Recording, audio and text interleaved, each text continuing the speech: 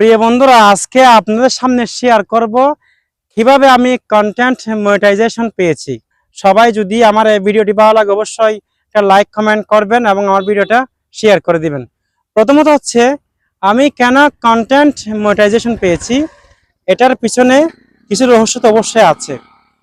প্রথমত হচ্ছে আপনার ভিডিওগুলো অবশ্যই অরিজিনাল হতে হবে, অর্থাৎ আপনার কন্টেন্টটা অবশ্যই অ্যাবসলিউটলি আপনার অরিজিনাল ভিডিও হতে হবে।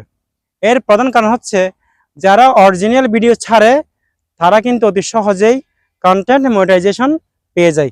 এটা কিন্তু মনে রাখবেন, ফেসবুক এখন কিন্তু আপনার ফলোয়ার্স দেখে না, আপনার কত ফলোয়ার হলো সেটা কিন্তু বিবেচনা করে না। বিবেচনা করে আপনার কন্টেন্ট কত ধরনের গুণগত সম্পন্ন হলো, আপনার কন্টেন্টের মানটা কতটুকু, এবং আপনার কন্টেন্ট আসলেই ফেসবুক যে ধরনের রুলস দিয়েছে সেই রুলসের মধ্যে থেকেছে কিনা। আমি বলবো আপনাদেরকে, আপনারা অবশ্যই ভালো মানের কন্টেন্ট তৈরি করবেন এবং নিজের ভয়েস দেওয়ার চেষ্টা করবেন। সবসময় নিজের ভয়েস দিয়ে কন্টেন্ট বানানোর চেষ্টা করবেন, তাহলে আপনি অবশ্যই একদিন সফলতা অর্জন করতে পারবেন।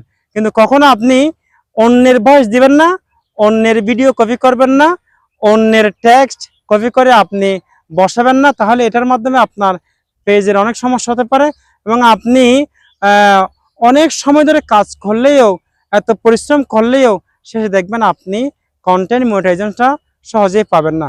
কন্টেন্ট মনিটাইজেশন পাওয়ার জন্য আপনার ভিডিওগুলো কপিরাইট মুক্ত হতে হবে এবং আপনার নিজের ভয়েস যুক্ত ভিডিও আপলোড করতে হবে।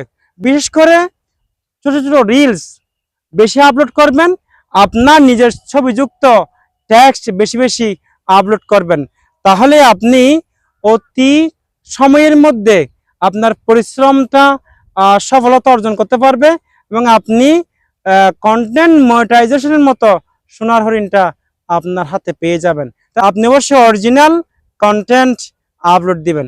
ধন্যবাদ সবাইকে। আসসালামু আলাইকুম।